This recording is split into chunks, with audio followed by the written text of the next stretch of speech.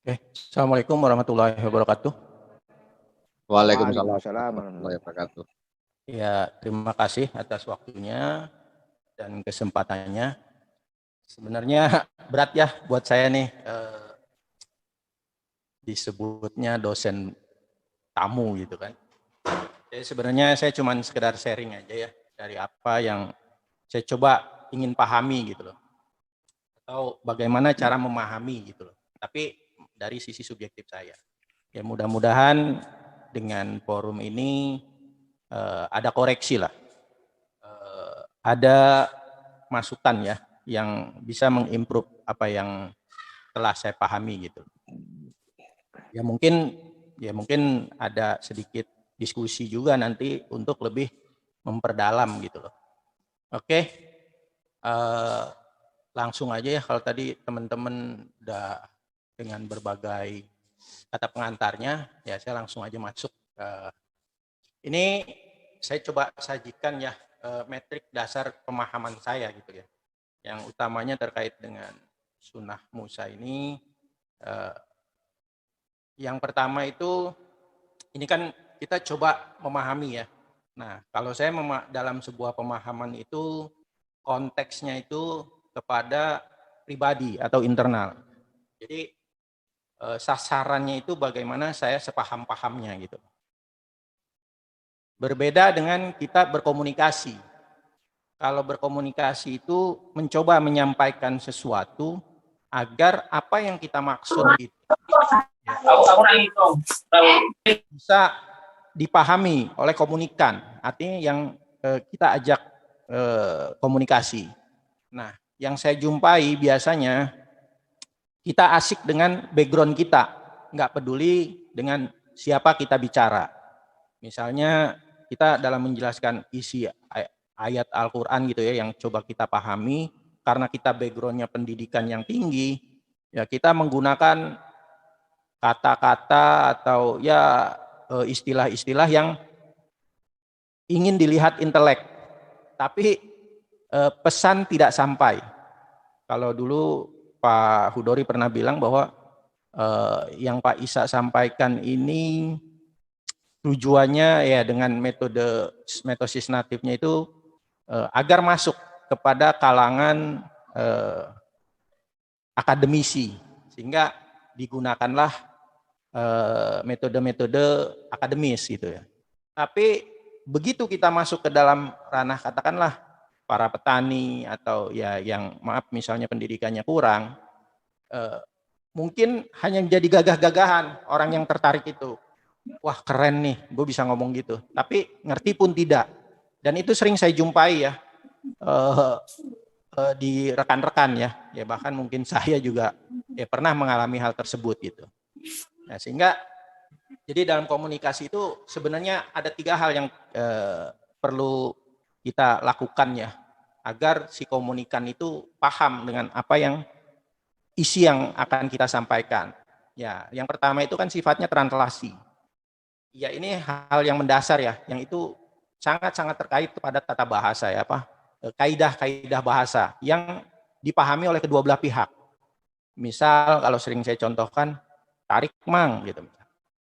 Ini beda ya di kalangan tertentu dengan kalangan yang lainnya memahami kata tarik mang itu beda. Kalau kita naik beca dibilang tarik mang dia langsung ngegenjot kan.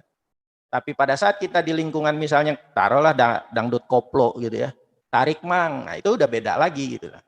Sehingga translasi kita ini menjadi tidak sampai komunikasinya. Sehingga harus diinterpretasi gitu loh. Mungkin yang tadi dikatakan genjot bang gitu kan, jalan gitu kan. Nah kalau di kalangan dangdut koplo tadi tarik mang itu jadi ayo mang goyang, nah, seperti itulah. Jadi bisa keluar dari konteks bahasa yang sebelumnya gitu loh, originalnya. Nah begitu juga untuk lebih memperdalam ya kita harus melakukan ekstrapolasi gitu loh. Tapi ekstrapolasi ini kadang ya orang-orang yang ya, merasa pendidikannya tinggi menggunakan bahasa-bahasa yang justru lawan bicaranya itu tidak paham gitu loh. Nah kalau saya memahaminya ya justru ekstrapolasi ini pemilihan kata-kata di mana yang audiens itu akan lebih memahami gitu loh. Jadi bukan kata-kata yang wah gitu, yang hanya kita aja yang memahami. Nah itu dari si komunikator. Nah bagi si pendengar dalam menanggapi komunikasi, isi komunikasi, yaitu innaha kalimatun huwa qailuha. Jadi harus melihat ini yang ngomong siapa gitu. Ya saya sering ngomong misalnya minum yuk gitu kan. Nah dalam memahaminya itu kita harus melihat ini yang ngomong minum yuk siapa. Kalau dia santri, ya maka kita harus memahaminya itu ya minum seperti biasa. Tapi begitu misalnya para pemabuk, ya tukang mabok-mabokan, minumnya itu artinya mabok-mabokan yuk. Nah ini dalam hal ini kan kita akan coba memasuki bagaimana kita berkomunikasi satu arah dengan Al-Quran ya, di mana kita mencoba memahami apa yang dikomunikasikan oleh Al-Quran gitu. Makanya tafsirul Quran bil Quran itu ya kita mencoba mengikuti alur Al-Quran, di mana kita bisa aja jadi bolak-balik gitu loh. Karena yang pertama, oh artinya ini nih, begitu sampai ke ayat-ayat yang lain, ternyata bukan itu maksudnya. Ya contoh kita dengan istri lah, kalau lagi pertama-tama ya, belum memahami. Ya kita kalau istri diam, katanya ya, kalau perempuan diam itu dilamar artinya setuju gitu kan. Tapi begitu nikah, pada saat ada persoalan, istri diam itu artinya marah gitu kan. Nah itu kan kita balik lagi ke belakang gitu loh. Itu dia. Nah itu semua tidak terlepas dari ya itu tadi ilmu alat atau ilmu komunikasi ya. Ya tata bahasanya juga ya kita harus lolos gitu ya. Terus wawasan. Nah, kemudian kalau dengan Al-Quran itu misalnya kalau yang Pak Isa sampaikan itu metosis natifnya. Ini kan sebenarnya metosis natif itu mencoba membaca bagaimana Al-Quran cara berpikirnya, cara menyampaikannya gitu. Nah, kita coba pahami seperti itu. Jadi ada ayat-ayat yang menjelaskan dia itu bagaimana. Jadi tafsir sempitnya itu di situ gitu. Al-Quran membicarakan, jadi kayak kita komunikasi sama orang lain itu bilang, kalau gue tuh begini ya, gitu. Yang gue maksud begini tuh begini, gitu. Nah itu Quran ada ayat-ayatnya kan gitu. Oke, ini sebagai gambaran ya. Nah itu semua ya bicara wawasan itu juga tidak terlepas dari bicara kapasitas dan kompetensi. Nah di sini sebenarnya saya cukup malu ya, karena kapasitas saya kalau saya gambarkan ya kalau dibagi 4 yang teman-teman pahami ya, ya mungkin masih sebagai muhiban atau mungkin mustami'an, bukan muta'aliman atau bahkan aliman gitu kan.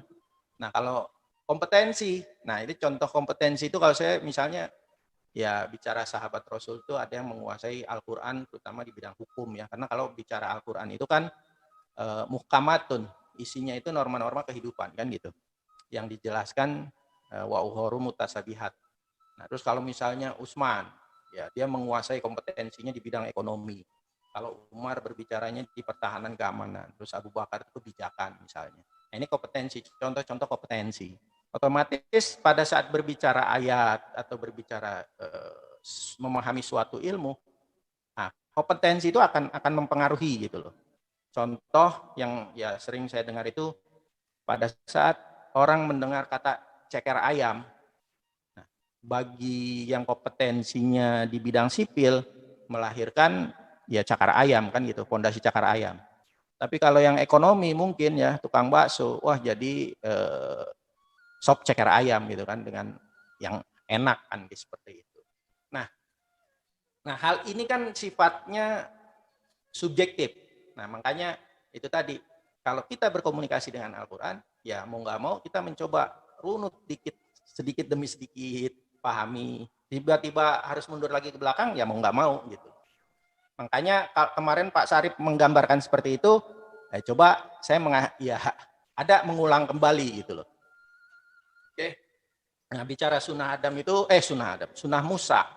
Nah, ini kan ada di mana latar belakang atau sebelum dia menjadi rasul, mungkin di situ proses ke arah sananya atau menjelang kerasulannya dan semasa dia menjadi rasul atau menjalankan tugas sebagai rasul gitu. Nah, itu kan ada semacam kisah di situ, ada pemaparannya dengan, kalau saya pahami dengan 3 termin ini, mungkin nanti ada babak-babak lainnya ya. Bisa aja orang ada yang melihatnya masa kecil, masa pelarian misal gitu kan, masa perlawanan, terus masa membawa Bani Israel eksodus seperti itu. Nah, yang terpenting itu adalah ya bicara pembelajaran di dalamnya. Ya, kita untuk bisa mengambil pembelajaran itu kan, nah, di sana kita harus mengidentifikasi masalahnya apa sih. Oh, solusi yang dihadirkan seperti apa sih. Nah, sehingga dalam menjalankannya itu atau kita mempraktekkan, ya, kita tidak lepas dari perintah dan larangan yang ada di dalamnya. Ini pemahaman saya. Itu dari semua periode tersebut. Oke, next-nya ini ya, saat kita memahami isi Al-Quran, ya mungkin ada beberapa ya rekan-rekan yang mungkin berlatar belakang pendidikan sudah tinggi, pasti sudah terpengaruh oleh cerita-cerita yang beredar gitu kan. Bagi mereka yang belum, ya mungkin apa yang Al-Quran sampaikan menjadi berita yang baru, dan mungkin kalau tertarik itu menjadi yang diyakini gitu. Nah, tapi menjadi persoalan kalau hanya sampai diyakini, begitu pas ketemu cerita yang yang beredar, nah dia gamang misalnya. Apa benar gitu Quran seperti itu? Makanya ya ini sebagai challenge ya buat kita. Jadi kalau dikatakan bicara latar belakang Nabi Musa ya, ini yaitu pada dinasti ke-18 itu disebut Mesir kuno ya. Tapi ini bicara sejarah yang ada juga masih simpang siur ya. Belum ada data yang pasti. Namanya juga bicara masa lalu. Tapi yang paling rinci berbicara terkait ini tuh ya di Alkitab gitu loh. Atau cerita-cerita Israeliat. Nah, Bani Israel itu datang ke Mesir itu pada masa Firaun ke-14. Ya, di sana itu yang diawali dengan kedatangan Nabi Yusuf yang ya pada sejarahnya dia akhirnya bisa dipercaya oleh salah satu Firaun ya pada kerajaan Mesir itu, sehingga menjadi katakanlah perdana menteri gitu. Artinya orang-orang yang kedua atau orang yang sangat dipercaya untuk melakukan tata kelola pemerintahan. Nah, kemudian memboyong keluarganya ya yang dikenal Bani Israel. Ya kalau berdasarkan informasi sekitar 70 sampai 75 orang. Nah, namun pada perjalanannya setelah Yusuf meninggal, sepeninggal Yusuf, ya mungkin karena ya hal yang wajar ya pada saat sebuah komunitas atau sebuah suku yang salah satu anggotanya itu menduduki jabatan penting, ya jumawa lah, ya terus mendapat fasilitas lah dan segala macamnya gitu kan. Nah, begitu orang yang ya berpengaruh tersebut lengser, ya maka akan terjadi pergolakan, ya bisa aja menjadi berbalik. Sehingga yang ini terjadi bahwa Bani Israel ini diperbudak selama 400 tahun ya di Mesir itu ya, hingga sampai nanti Nabi Musa membebaskan. Nah, saat itu dinasti ke-18 ini jadi kerajaannya itu dipimpin oleh Firaun Hyksos ya, yang Hyksos lah, yang sebenarnya bukan dari Mesir, dia imigran ya dari Asia Barat yang ya diduga beretnis Smith. Nah, kemudian di akhir itu ya ada ya dinasti ke-18 ya. Ya mereka melakukan reformasi hingga Mesir ini menjadi negara yang cukup kuat. Namun sayangnya dia tidak punya keturunan, sehingga coba tahtanya ini diwariskan atau diberikan kepada perdana menterinya, yaitu yang nantinya Ramses I. Nah, mulai nih Ramses I inilah yang dikenal sebagai pribumi. Jadi Mesir kembali kepada pangkuan pribumi yang sebelumnya dikuasai oleh pendatang gitu kan, imigran. Nah, era kembalinya Firaun etnis ini ke tampuk kepemimpinan ini ya di dinasti ke-19 ya. Dan di sini pula lah dimulainya Mesir menjadi imperium baru. Kalau kemarin dikatakan oleh Mas Ajib tuh Ini levelnya kayak Amerika lah. Nah, Ramses I ini singkat kekuasaannya ya. Ya kemudian dilanjutkan oleh Seti I itu Firaun II ya.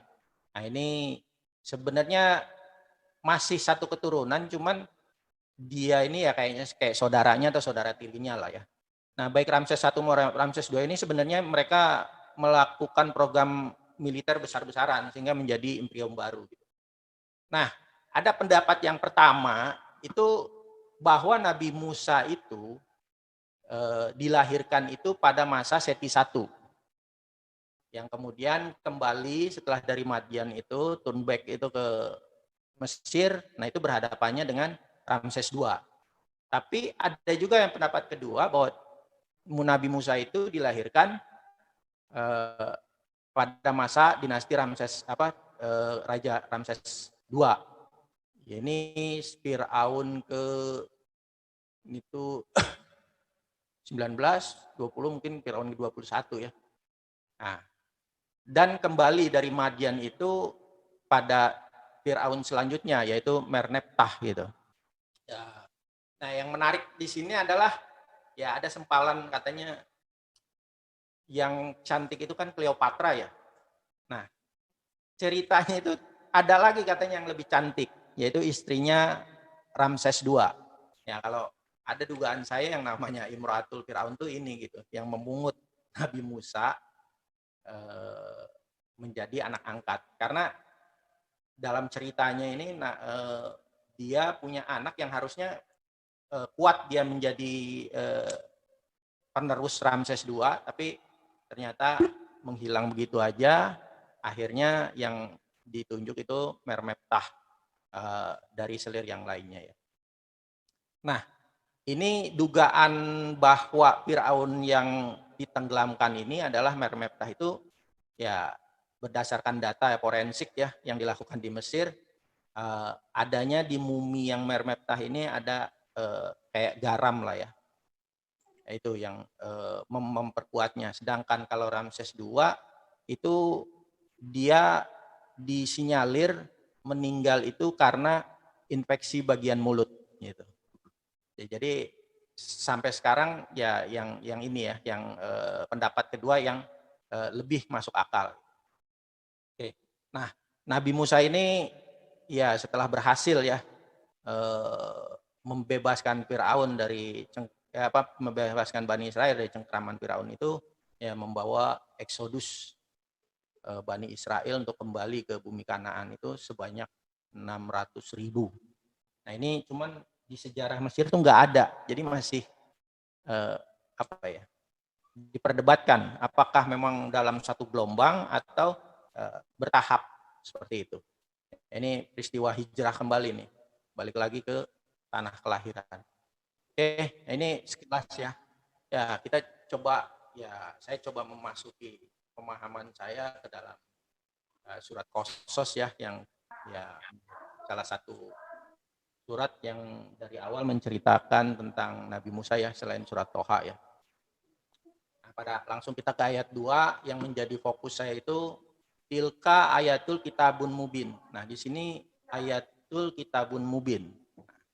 Di sini kan bisa aja maknanya itu adalah ayat dari kitab yang jelas, gamblang.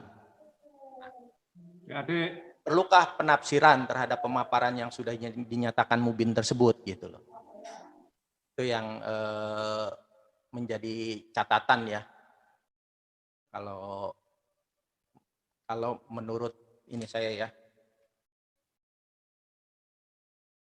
Nah, kemudian pada ayat 3-nya itu Natslu alaika min nabain Musa wa Fir'auna. Nah, yang menjadi stressing saya itu yang dimaksud Musa dan Fir'aun ini apakah ya berbicara personifikasi atau orang, atau berbicara ya kalau sekarang teman-teman suka mengartikan bahwa Muhammad itu namanya Ahmad mungkin, tapi apa yang dibawanya itu adalah semacam Muhammadiyah gitu ya, satu konsep yang dia bawa berdasarkan ajaran Allah. Nah, apakah Nabi Musa itu juga begitu? Karena yang dikatakan Firaun ini lebih kepada bagaimana dia menerapkan sistem perbudakan atau kekejamannya lah gitu.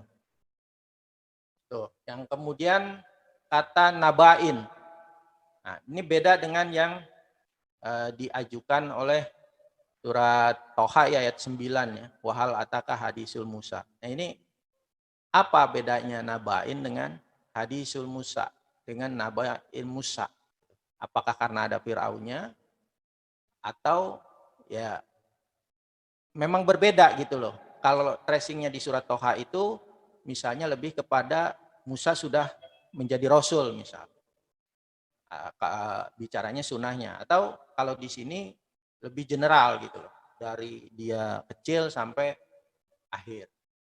Nah juga ya, atau juga apakah maknanya sama gitu loh dengan surat Duha ayat pada surat Duha ayat 11. Ya kan? Itu juga di situ fahadis. Nah, oke. Saya nggak mencoba memberikan pemahaman ya. Ya harapan saya ini menjadi feedback dari teman-teman gitu. Oke, ini apa nih?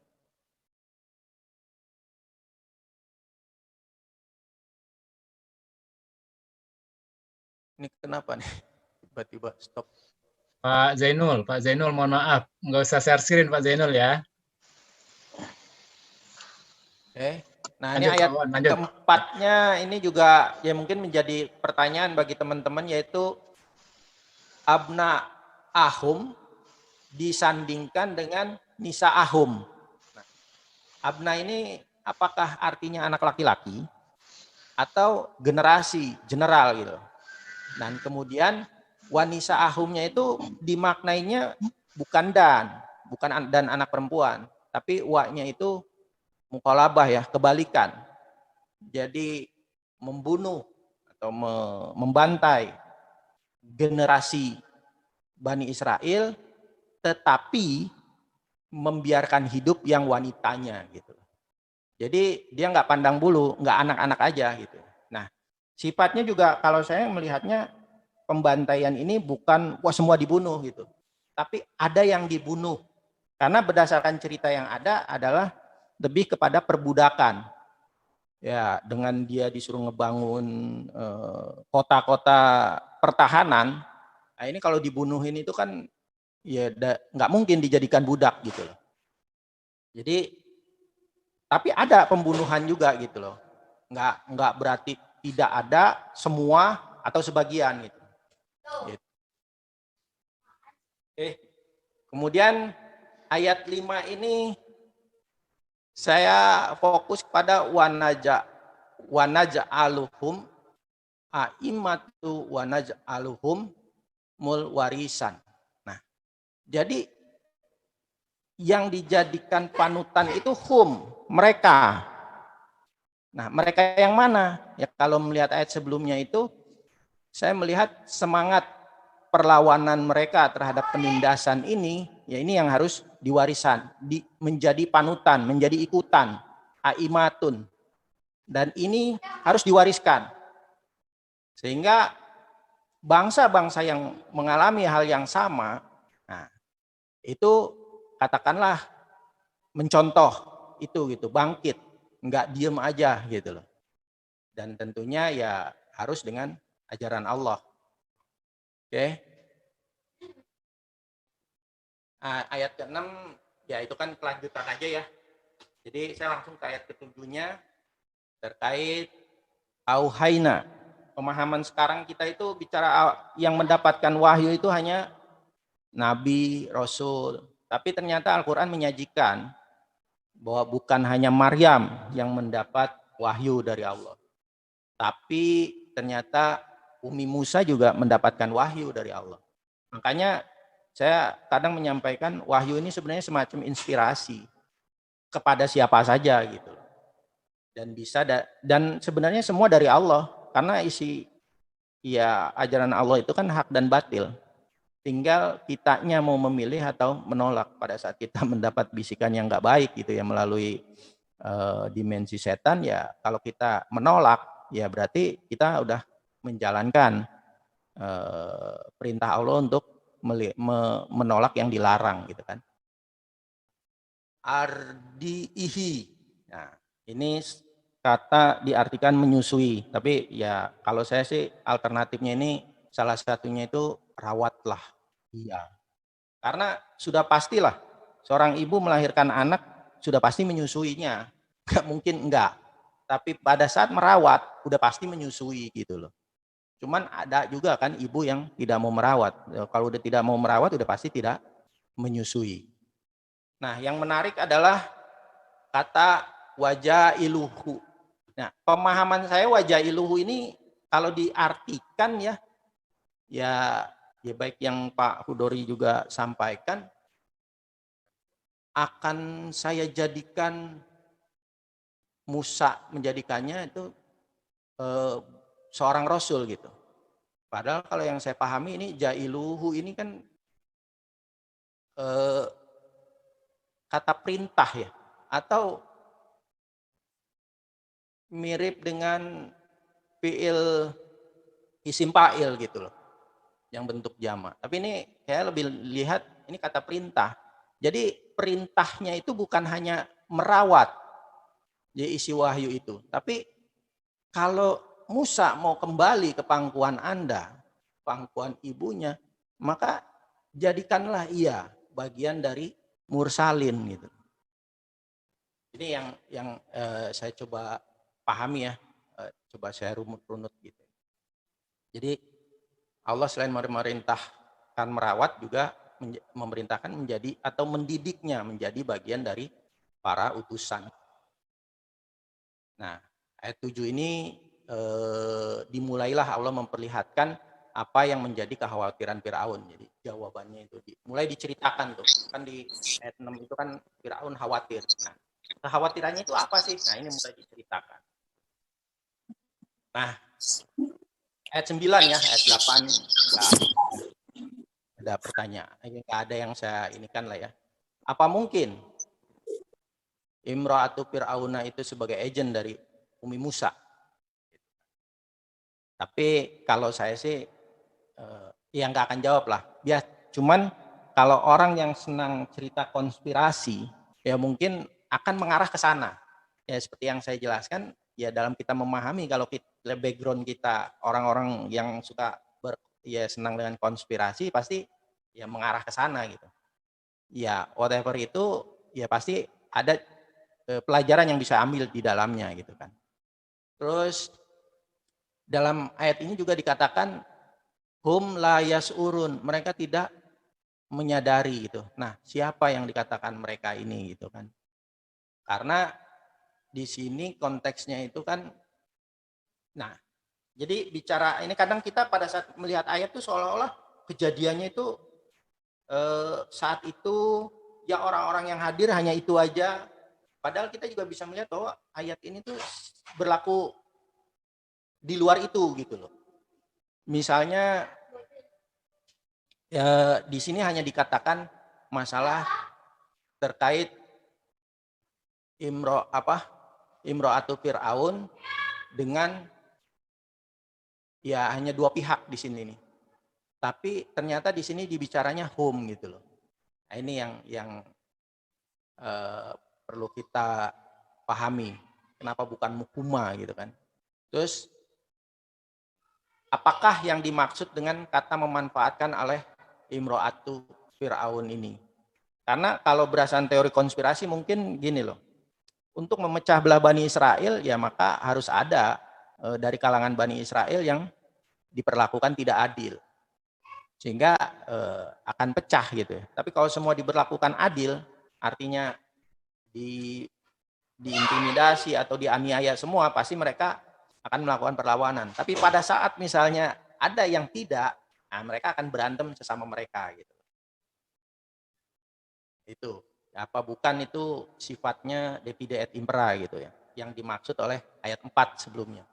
Dan di ayat 4 dikatakan Firaun ini melakukan pecah belah. Oke, ini ayat 12 dia masih sih bicara ya kalau kok teori konspirasi, wah ini, tapi intinya berarti kan kalau saudaranya Musa ini bisa akses ke dalam, bisa memberikan masukan kepada putri, itu artinya kan mereka berada di kalangan istana gitu. Bukan sekonyong-konyong orang dari jauh gitu. Oke. Ya, kita langsung jam ke ayat 14 ya. Nah, ini yang tadi Pak lalu sampaikan, ya kalau saya memahaminya wow di sini ya wow liyakni ya, bahwa hukman itu adalah ilman. Jadi objeknya satu gitu kan. Atau satu yang dipertegas. Ya. Kemudian di ayat 15 haza min amali syaiton. Nah, ini kan pada ceritanya ini kan Nabi Musa ini kan berada di istana, dibesarin di istana gitu kan. Mungkin kalau pendidikannya ini kan otomatis pendidikan yang diberlakukan oleh kebijakan-kebijakan istana yang mungkin saat itu kan dikatakan rajanya raja zalim gitu kan. Nah, tapi kenapa Musa bisa tahu bahwa haza min amali syaiton gitu kan? Nah, ini apakah pendidikan kepercayaan yang diberikan kepada dari Ratu Firaun ke ibunya Musa ini hingga dia sampai besar atau seperti apa gitu. Nah, terus di sini tuh seolah-olah tuh Nabi Musa ini sudah memang dari kecil dipersiapkan gitu loh menjadi seorang rasul. Ya, kalau seperti ini kan menjadi, ya kalau udah dipersiapkan dengan jadi orang rasul ya siapa aja juga bisa kan gitu. Ya, kalau saya nggak dipilih jadi rasul ya pantas berat gitu loh kan hidup. Ini kan jadi nanti persamaannya itu dengan ya cerita-cerita Nabi Muhammad yang wah cahayanya sudah di sana atau lagi kecil sudah dibersihkan hatinya dan seterusnya gitu. Nah, ini nanti hubungannya dengan masalah ini kita terjebak kepada berpikir Jabariyah atau Qadariyah gitu loh. Ya seperti tadi pada ayat yang sebelumnya dengan mengatakan bahwa ya akan saya jadikan Musa itu rasul gitu kan. Ya kalau udah begitu ya sudah kelar. Orang Allah yang ngomong. Tapi kalau perintah jadikanlah dia seorang rasul, nah ini kan challenge gitu kan buat para pendidik. Oke. Nah, ayat 16. Robi ini zolamtun nafsin. Nah, ini sebenarnya ya kalau saya ngelihat seperti halnya Sunnah Adam ya. Yang pada saat itu dia sadar tapi tetap aja diuji juga gitu. Oh benar loh kan ibaratnya seperti itu. Nah, maka di ayat 18-nya juga seperti itu. Cuman di sini ada kata-kata yang ya memang maknanya hampir sama, cuman katanya itu beda gitu. Ya seperti yastas rihu dengan istan soro gitu kan. Jadi sama-sama berteriak minta tolong katanya. Nah, cuman terus kata yang saya menjadi fokus lagi itu loh, lagoya mubin. Nah ini kayaknya kalau saya makna itu saya ini kan sama dengan provokator ulung gitu loh. Kenapa ya berdasarkan ceritanya kan ya seperti itu melakukan keributan ya, sehingga memprovokasi memancing Musa untuk melakukan tindakan yang tidak sesuai gitu ya mengikuti syaitan. Oke. Nah, kalau di ayat 19 ini saya sebenarnya cukup bingung ya. Ini Musa ini ngomongnya sama yang teriak minta tolong atau ini kejadian berulang. Ada orang minta tolong lagi, dikejar lagi sama temennya yang ya kemarin dibunuh sama Musa. Makanya pada saat Musa mau melakukan nolong lagi, nah dia bilang, lo mau bunuh gue lagi kayak kemarin lo bunuh kan gitu. Itu kalau saya memahaminya seperti itu. Jadi konteksnya itu dia di ayat ini ya langsung dia berbicaranya itu dengan pihak lainnya gitu kan. Nah, di ayat 22 ya walama tawajjah. Nah, ini nih pada saat mau masuk ke negeri Madian ya, saya nggak tahu nih Madian ini apakah benar nama sebuah kota atau seperti halnya Madinah ini adalah tempat yang berpenataan, dalam arti kota yang sudah ada tata aturan di sananya. Kan asal katanya din gitu kan. Terus isim zaman makannya mungkin Madian. Nah, sehingga dia ya berdoa. Masa minta ditunjukin jalan ke arah sebuah kota gitu loh. Seorang Musa gitu kan. Ya kalau saya lebih kepada ya minta dia itu ditunjukkan satu metode gitu, metode yang benar gitu, metode berpikir yang benar. Ini kalau di terjemahan Pak Isa ini, dan manakala dia sudah menghadapi perbatasan negara Madian, dia pun menyatakan harapan, mudah-mudahan pembimbingku berkenan memberikan padaku satu kuda sebagai landasan untuk perencanaan kehidupan yang adil makmur.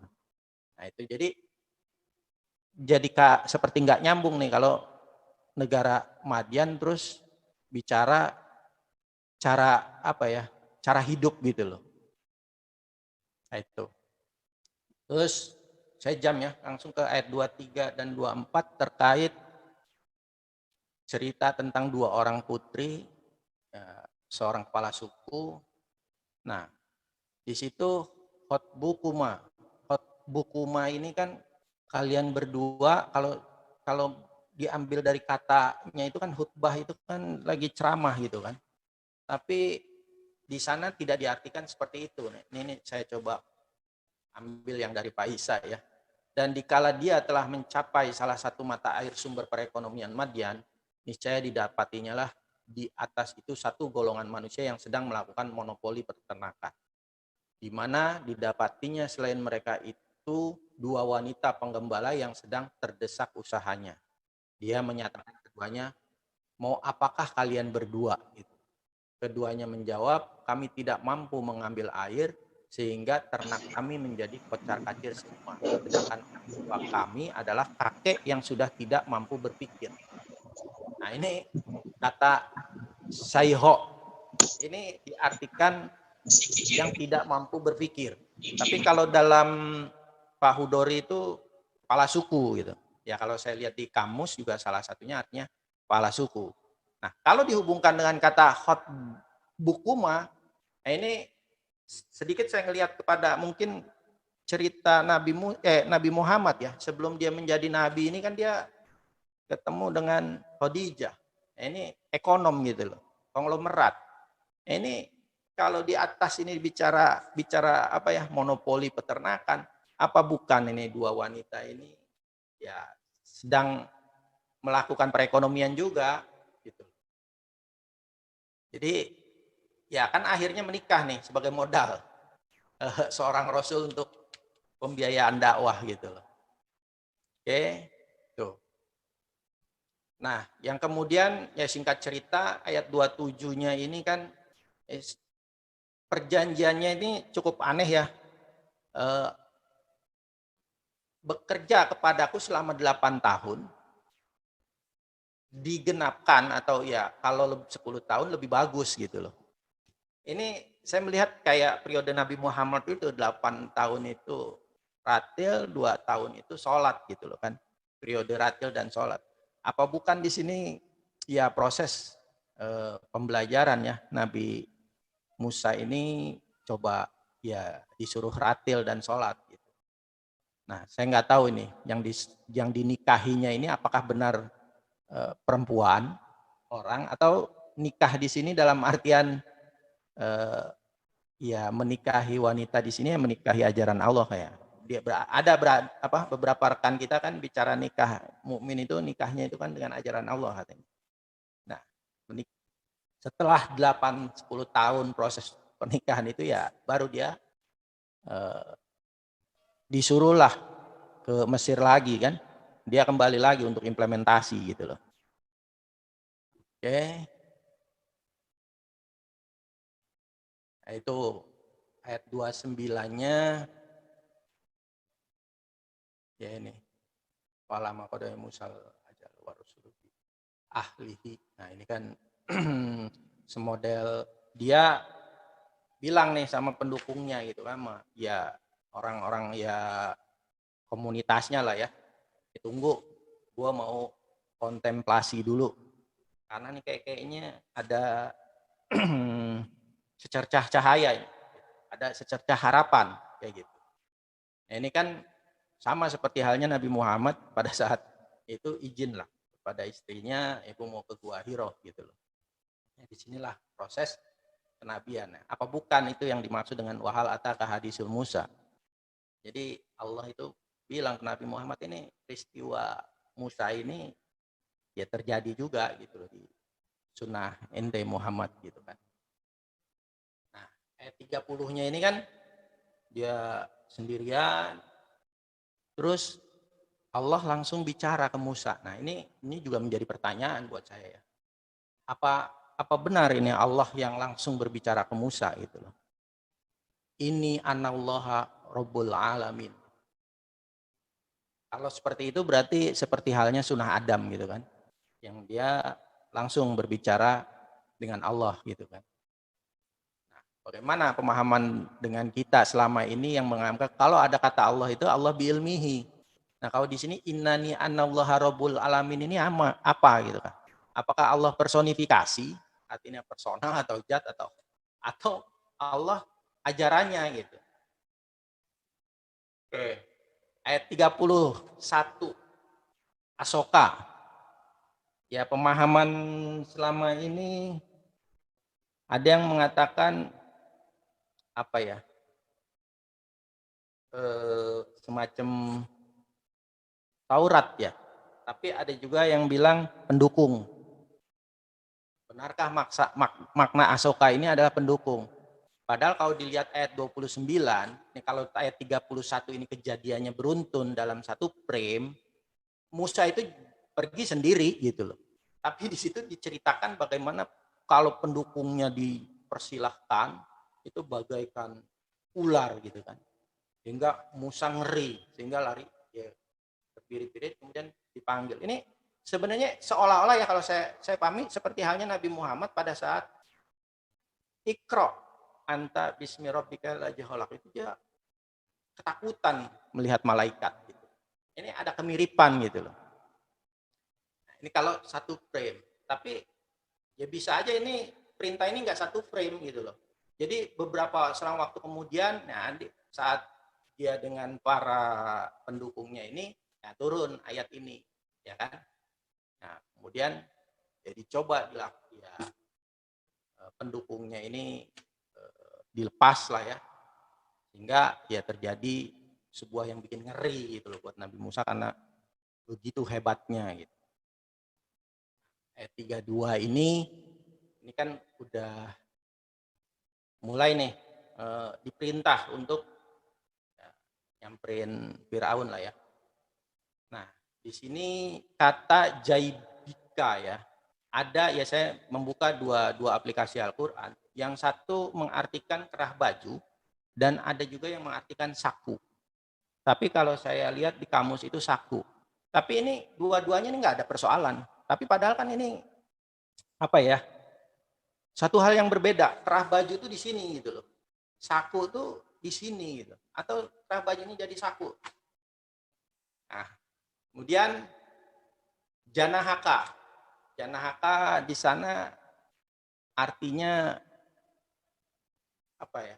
Dekapan dada apa. Tapi kalau saya dada Anda kalau di kamus tuh saya ngelihat artinya kesalahan atau sakit hati. Terus rohbi, intimidasi. Terus kalau menurut kamus ya, terus burhana nih, yaitu dua tips and trick. Kalau saya ngelihat ya, karena ini singkat, padat, jelas gitu tunjuknya ya. Kata singkatnya tips and trick ya.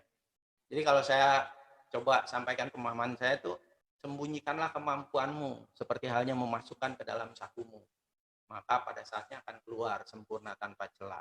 Jadi nggak usah tunjukin kemampuan dulu lah, nanti nggak maksimal gitu loh, nggak optimal.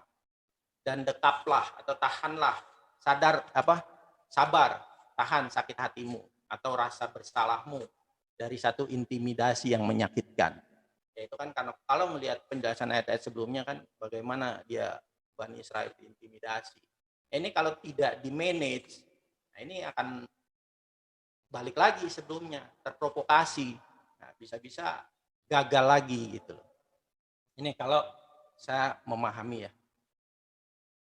Nah, qala Robi ini qataltu minhum, ya ini jawaban daripada perintah ayat 32 ini ya. Ya pada saat dijelaskan sembunyikanlah gini. Tapi gua kan dulu pernah ngebunuh gitu kan. Gimana kan gitu. Ya mungkin ya tahan sakit hatimu, sabar kan gitu. Supaya apa? Objektif dalam berjuang, enggak hawa nafsu gitu. Karena ya emosional gitu kan. Nah, terus ayat 3-4-nya saya fokus pada ayat yusaddikuni. Ya kalau di terjemahan Depak ini yang membenarkan. Ini kalau saya kurang srek ya. Kalau membenarkan tuh kalau seolah-olah kalau salah pun dibenarkan gitu. Jadi kalau saya lebih cenderung karena ini dia konteksnya pernah melakukan kesalahan, terus mau datang lagi ke penguasa yang tahu dia bersalah, maka Harun ini sebagai saksi yang meluruskan duduk perkara terkait pembunuhan itu. Jadi enggak ngomong dari si pelaku gitu. Ini ada loh saksinya. Ini orang lain yang bisa menjelaskan begini. Gitu.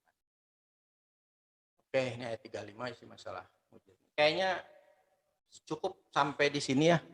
Takutnya udah jam 9. Ya, saya lebih mengharapkan banyak input, masukan, ya koreksi dari apa yang saya sampaikan. Oke. Terima kasih. Assalamualaikum warahmatullahi wabarakatuh. Waalaikumsalam warahmatullahi wabarakatuh. Waalaikumsalam warahmatullahi wabarakatuh. Alhamdulillah kita rasanya menyegarkan ya, karena Pak Wawan membuat suatu analitika dalam kita berpikir ya. Di samping pertanyaan juga bagaimana kita harus menjawabnya. Nah, ini barangkali yang perlu kita perdalam ya dengan teman-teman, terutama nanti diharapkan pada kelompok 1, 2, dan 3 dulu.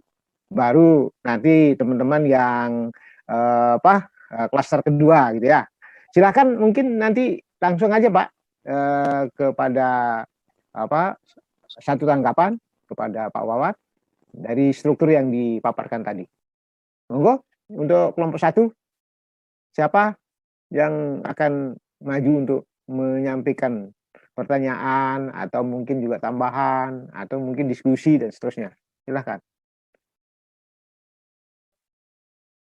Silakan Pak, itu mungkin siapa temannya yang bisa direkomendasi Pak Zul? Pak Zul Fikar gimana Pak? Ini Pak Haridani juga. Ayo silakan dari kelompok 1, monggo silakan. Ya. Pak Sarif juga dari kelompok 1 juga tuh. Pak Sarif dari kelompok 1. Boleh. Pak Sarif. Biar seru ini kan.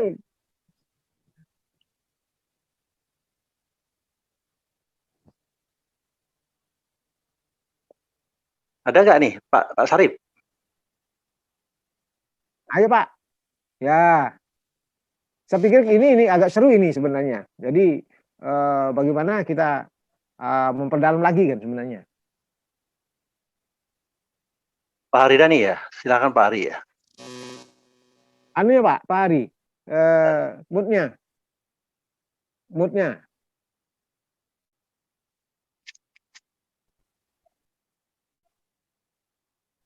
Moodnya Pak, mood.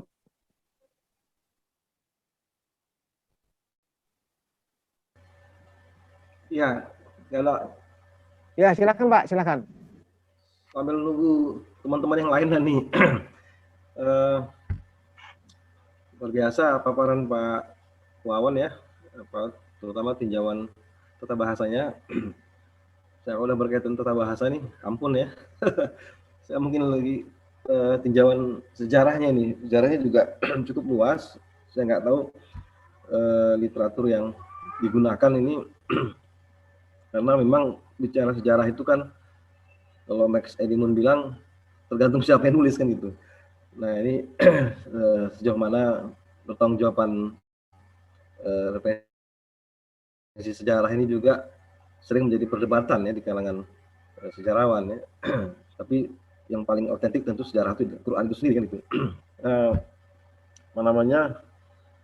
Soal tadi misalnya menarik juga Kang Wawan bilang ternyata di Quran itu wahyu itu tidak hanya disampaikan kepada Rasul gitu. Itu yang saya agak tersentak dikit karena yang saya pahami selama ini bahwa wahyu itu atau firman itu kan disampaikan Allah kepada rasul-rasul gitu kan melalui malaikat Jibril kan itu, termasuk Muhammad juga demikian gitu.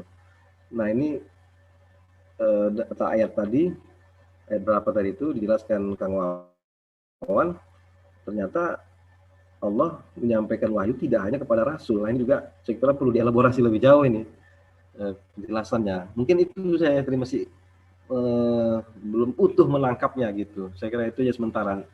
Terima kasih. Ya, makasih. Jadi saya kira ya kita sudah banyak melihat persoalan Al-Haina ini, baik di Lebah, baik di Umi Musa, ya, dan sebagainya. Ini mungkin ini yang akan diperjelas lagi oleh Pak Wawan. Silakan Pak Wawan, langsung aja Pak, biar enggak banyak-banyak pertanyaan, langsung dijawab. Justru saya minta masukan ini deh teman-teman.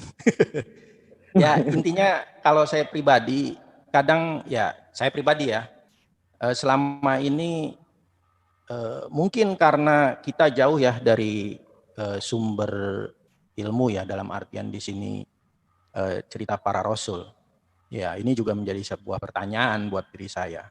Kenapa di Al-Quran tuh ngomongnya bicara masalah Timur Tengah gitu loh. Tokoh-tokoh, saya memahaminya para nabi dan rasul ini tokoh-tokoh Timur Tengah gitu yang apakah tidak ada kehidupan yang memang Allah berikan lebih baik gitu di belahan dunia lain, katakanlah misal di India, di Cina, atau ya mungkin di Cina ya yang pada saat itu juga udah termasuk peradabannya maju gitu, berdasarkan cerita-cerita yang kita ya terima saat ini. Atau ada semacam apa ya, distorsi atau filter informasi sehingga ilmu itu datang ke kita itu jadi rigid gitu ya. Ya lebih disesuaikan. Pada saat bicara wahyu, oh itu kepada para nabi gitu kan. Sehingga jadi semodel batasan gitu loh. Bahwa contoh ya yang saya pahami, Nabi Muhammad itu nabi terakhir. Terus setelah itu nggak ada lagi orang atau tokoh-tokoh yang Allah tunjuk gitu loh untuk mengimplementasikan atau ya mengemban ya ilmunya gitu. Apakah sudah tidak ada lagi ya ya katakanlah tadi kalau di Sunnah Musa itu tindakan-tindakan atau kejadian-kejadian yang begitu zolim gitu kan, ya mengintimidasi, menganiaya, memecah belah sehingga tidak ada lagi nabi dan rasul gitu kan. Apakah ini memang demikian atau karena penjelasan ini sudah semacam dikunci oleh yang berkepentingan sehingga ya sudah kita bermazhab ke sana. Udah pokoknya bicara aja Islam ya udahlah ke Arab atau gimana gitu. Ini yang tapi begitu saya ya ini ayat-ayatnya ini Al-Qur'an sendiri menceritakan bagaimana seorang Maryam mendapat perintah melalui Jibril. Ini kan sebenarnya dia dapat wahyu. Terus ya ini juga Umi Musa. Ini kan dapat wahyu. Nah, akhirnya saya berpikir sebenarnya wahyu itu kan ya semodel ilham lah atau semodel inspirasi. Sesuatu yang terpikir gitu oleh seseorang untuk ya melakukan sesuatu. Karena kita ini yakin bahwa semua itu dari Allah, nah yang kita tadi inspirasi itu, kalau orang jelek pasti inspirasinya cenderung nggak baik, cenderung ya, bukan berarti selalu begitu. Tapi ya kemudian dapat ilham gitu kan, ada lagi tiba-tiba jadi sadar. Jadi ya wahyu itu ya itulah sifatnya seperti inspirasi gitu. Nah, sehingga saya dapatkan di kamus itu ya arti wahyan itu salah satu alternatifnya itu adalah inspiration gitu. Nah, ini cuman karena kita jadi rigid ya memahaminya sehingga ya hanya nabi dan rasul. Ya, dikatakan Nabi Muhammad khotaman anbiya, nabi terakhir. Ya, setelah itu udahlah nggak ada lagi yang bertindak seperti nabi dan rasul. Oh, sehingga kalau ada yang ngaku nabi dan rasul kemudian ya dianggap sesat dan segala macam gitulah ya. Kalau saya sih ya silahkan aja ngaku. Ya tinggal lihat perbuatannya benar atau enggak gitu loh. Dan saya yakin kenapa para nabi dan rasul itu tercatat dalam sebuah kitab itu karena dia berhasil gitu loh. Dalam satu perjalanan hidupnya ya berhasil untuk dijadikan sebuah contoh gitu kan. Keberhasilan ini bukan hanya menjadi sesuai yang kita harapkan ya. Contoh Nuh, kalau di satu sisi saya ngelihatnya bisa aja dia gagal. Gagal apa? Ya gagal membina keluarganya. Tapi di sisi lain ini bisa menjadi uswah gitu kan. Nabi itu kan uswah. Uswah ya bagaimana di satu sisi itu dia walaupun keluarganya, anak istrinya menentang, tapi dia tetap kokoh memegang ya prinsip untuk teguh patuh dengan apa yang Allah perintahkan. Hingga akhirnya dapat menyelamatkan bangsanya dari banjir bandang peradaban atau banjir bandang kenyataan. Ya, dengan dia bisa menciptakan solusi berupa bahtera gitu kan. Ini kan ya bisa ini sebagai kejadian memang pasti alam atau memang ya di sana ada pasti alam itu ungkapan budaya gitu loh. Yang seperti saya sampaikan tadi, permasalahannya apa, solusinya apa, sehingga perintah dan larangannya ya tadi Umi Musa itu juga kan di situ kita dapat pembelajaran gitu loh. Ada rawatlah dalam keadaan genting sekalipun. Ya, yakin, jangan takut. Kalau lo ngedidiknya untuk jadi orang seperti ini kan seperti hanyut di sungai mau seperti apa, ya yakin aja gitu loh. Kalau emang itu ya jalan keluar yang terbaik gitu loh. Ya mungkin itu sih kalau saya memahaminya itu kita ini cenderung rigid terhadap sebuah istilah gitu. Sehingga ada batasan-batasan yang kadang tidak bisa diterima oleh akal gitu loh. Kok ada tetapinya, ada tetapi gitu. Oh wahyu, oh ini sama-sama, oh enggak, ini konteksnya begini, tetapi akhirnya banyak term and condition gitu loh. Ya mungkin itu sih ya apa ya yang saya pahami yang bisa saya share gitu loh. Silahkan teman-teman